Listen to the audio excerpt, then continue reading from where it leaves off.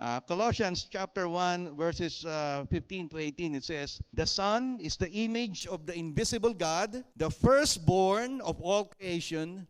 For in Him all things were created, things in heaven and on earth, visible and invisible, whether thrones or powers or rulers or authorities.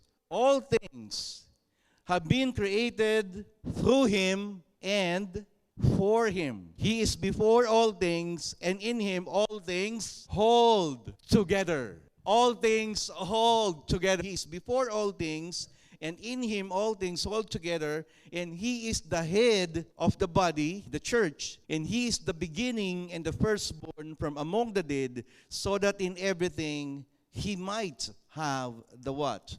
The supremacy.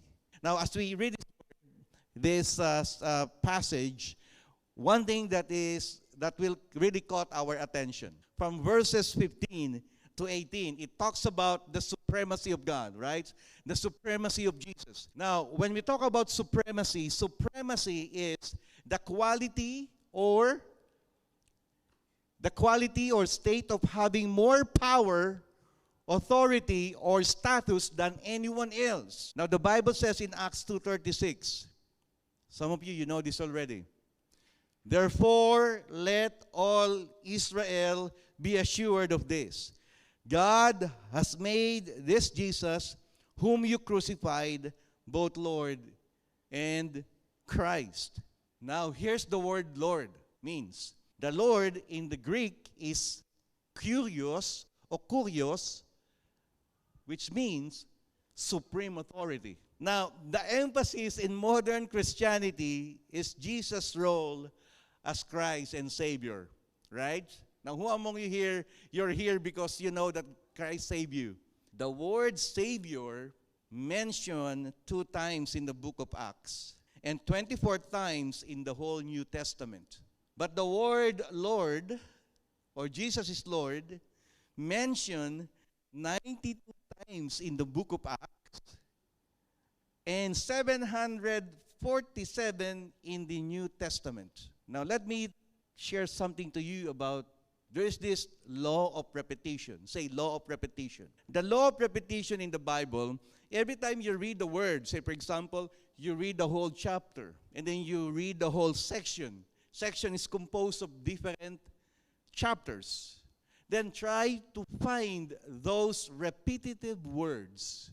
And those are what? The theme, the focus of that verse or that book or that chapter or that section. So in other words, if you're going to look at the Bible, especially in the New Testament, and then we're talking about Jesus as our Savior and Jesus as our Lord, is He my Christ and Savior, or is He my Lord?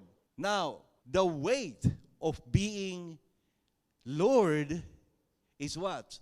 Heavier than just understanding and knowing that Jesus is our Savior. In other words, it's easy for us to accept that Jesus is our Christ, but it's one thing to know that He is our Christ or Savior, but it's another thing to understand and live out that He is our Lord. Because what He expects is this, not just to learn and to know that He saves us, but to follow Him as our Lord. Now, Lordship of Jesus is one of the central messages of the Bible. That's why there is this unbalanced modern presentation of who Christ is. They just know that Jesus is Christ, but no one wants to submit to the Lordship of Christ. It's one thing to know that Jesus is Christ, but it's another thing to understand that He is our Lord. I remember one time when we were preaching this and talking about this theme about lordship, there was this example of Bishop Gilbert, who preached here one time. And then he told us his personal illustration when he was talking to his son, Alonzo. Alonzo was 5 years old during the time. And then he asked Alonzo, and then he said, "Alonzo, who's the boss in this house?" Alonzo pointed his finger to his dad and then to him. You know, it's like you're the boss here, and at the same time, I am the boss. So in other words, he clearly had a mixed idea of who the boss was and what it meant. Now, who among you, sometimes we are like that? Sometimes when we come to God, we say, Lord, you're the boss, but most of the time, we are the boss. I follow you, but on this area of my life, maybe me. Or tomorrow, you're the boss because it's Sunday. But Monday to Friday, 50-50. It depends on the situation. You're the boss. And so there is this mixed idea about lordship. But when we talk about lordship, what exactly does it mean when we say Jesus is my Lord? Now, who among you here, you can say that Jesus is your Lord? Raise your hand. That Jesus is your Lord. Number one, lordship is obedience, not oath. In Matthew 7:21-23, it says, not everyone who calls out to me, Lord, Lord, will enter the kingdom of heaven. Only those who actually do the will of my Father in heaven will enter. On judgment day, many will say to me, Lord, Lord, we prophesied in your name and cast out demons in your name and performed many miracles in your name. But I will reply, I never knew you. Get away from me, you who break God's laws. Some of you here, you have your own music in your generation. Raise your hand. Okay, and let me just, who among you here, you're familiar with these words? Saying, more the words. Can we sing that? Saying I love you is not the words I want to hear from you. It's not that I want you. Come on, bro.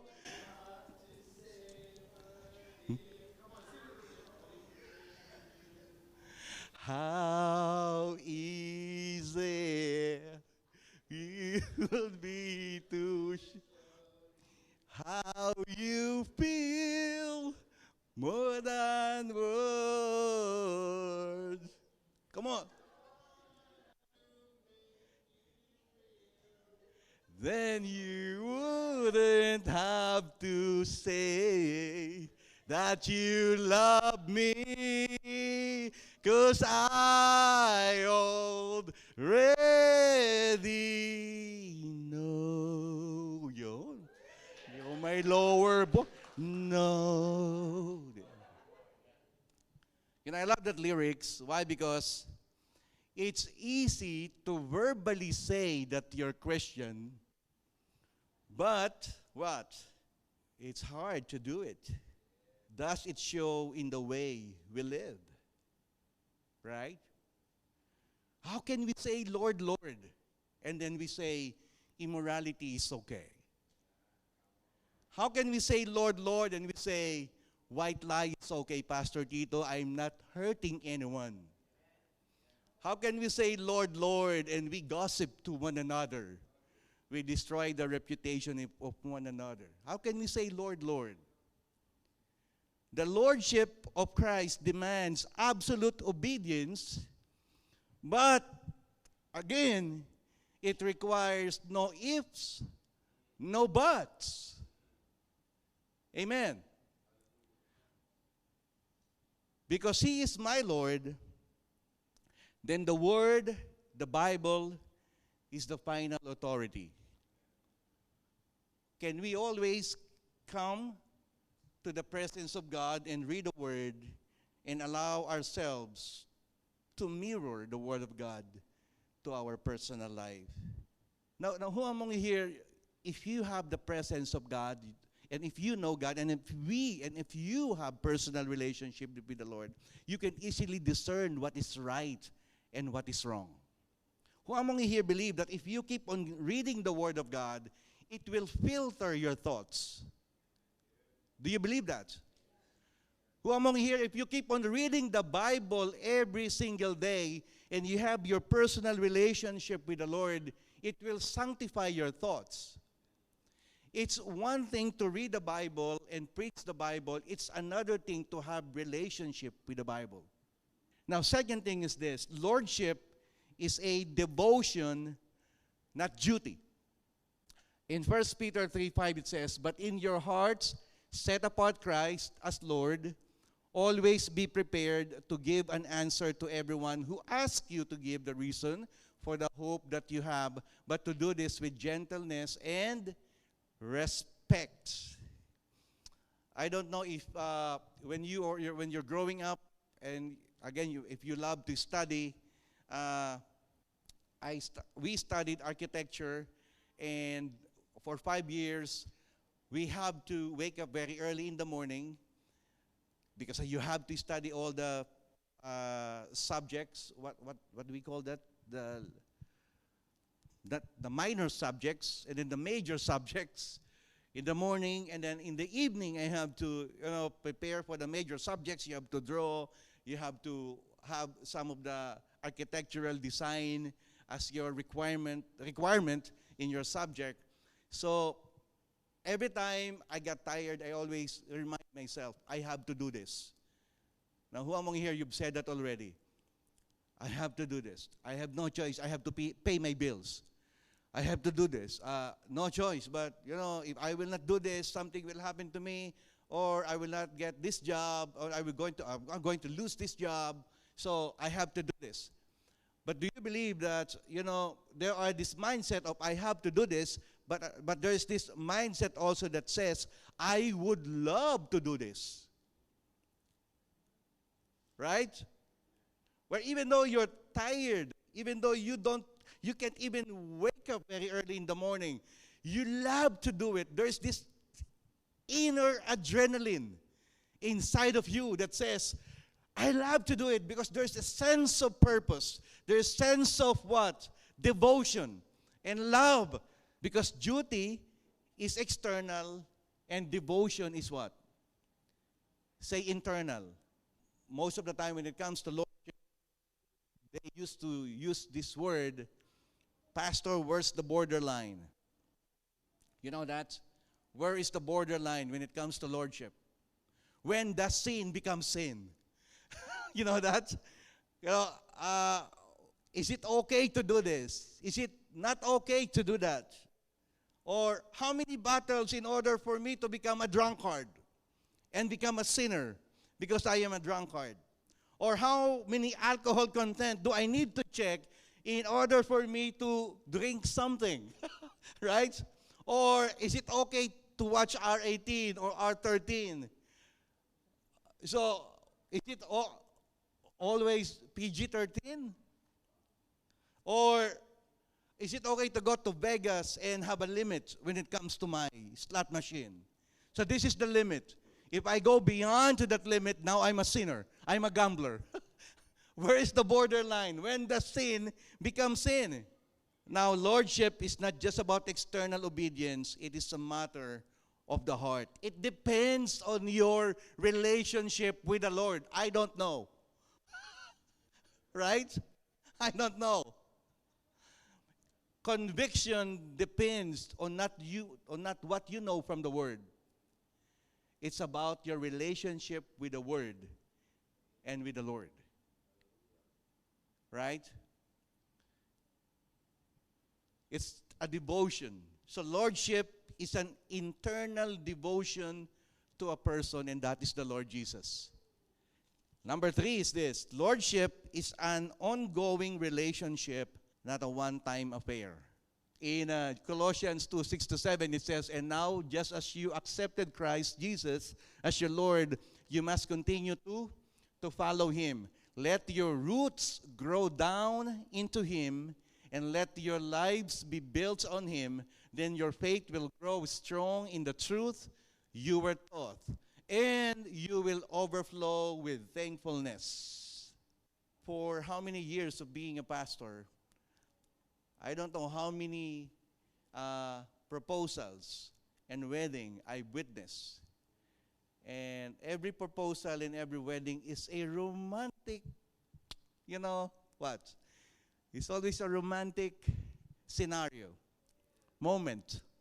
This coming week, I'm going to officiate a wedding. Don't you know that lordship is not just a one-time romantic experience. Do you believe that? It's easy to say yes in a romantic moment of proposal, but lifetime relationship is another thing. It's easy to say, the Lord, I love you so much because you died for me 2,000 years ago. You demonstrated it, Lord, with my sinfulness. Now you died for me. How many of you here, you still remember the day when you accepted the Lord in your life? You love Him so much, right? It's just like cloud nine. Everything you look at, it's beautiful. You don't even recognize the traffic. You don't even recognize that you have a lot of needs to be met. One thing is, you experience that romantic, experience of being loved by the Lord. Now here comes the reality. You have to obey Him every single day. And that requires loving those who don't love you, forgiving those who are unforgiving, giving mercy to those who don't have mercy, giving grace to those who don't have grace. Right? That is lordship. Lordship is an ongoing relationship, not a one-time affair. So accepting Jesus as your Lord is more than just a ritual. It is the start of never-ending relationship. Once again, it says, continue to follow Him. Think about this. Continue to follow Him. Don't stop, okay? Don't stop. Sometimes there are humps and bumps, but continue to follow Him. Let your roots grow down into what? Into Him.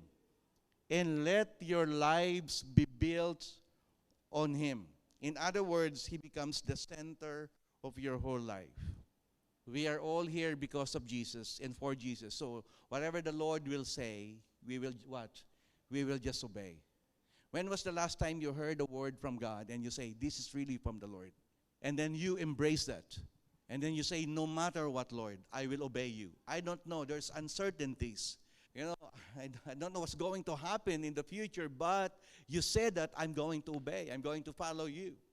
That is lordship, right? That just one time receiving or accepting the word from the Lord, and then you stop doing it. There's this old days illustration that I always hear when it comes to lordship. Who among you here, you're married? Raise your hand. You're married. Think about this. What if one time your spouse comes to you and then say, love, honey, sweetie, sugar, cupcake, I love you. And I'm going to love you 364 days. Just give me one day to love someone. Just give me just one day in a year. But I promise, every single day, 364 days, I will say I love you to you. I will be faithful to you. I will think of you. You will be in my mind and in my heart every single day, 1 to 364. But just give me one day to go back to my ex. Just one day. One day. Now, who among you here will allow your spouse to do that? No one, right? No one will do that. Because what the lordship means is this. Is either He is Lord of all or not at all. My favorite author by the name of A.W. Tozer, The Pursuit of God, classic book. Okay? Classic book. He said this, God being who and what He is, and we being who and what we are, the only thinkable relation between us is one of full lordship on His part and complete submission on ours. We owe Him every honor that is in our power to give Him.